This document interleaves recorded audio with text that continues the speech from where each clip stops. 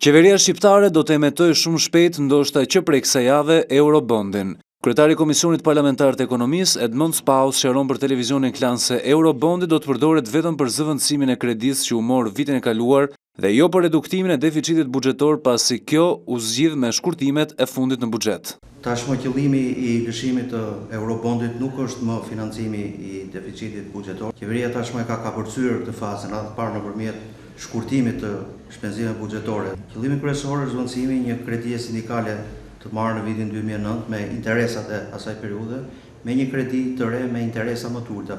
Spaus sqaron gjithashtu se emetimi i Eurobondit është pa risk dhe do të ndikojë pozitivisht pasi ul koston e kthimit të borxhit. Ne do të jemi në gjendje nëpërmjet parave publike të paguajmë më pak se sa parashikoi në vitin 2009 kur u mor kjo kredi. Eurobondi parashikohet të jetë nga 200 deri në 400 milion euro me interes jo më të lartë se 8.5. Ndërkohë që kredia e cila do të zëvendësohet nga kjo shumë është me interes 13.5%.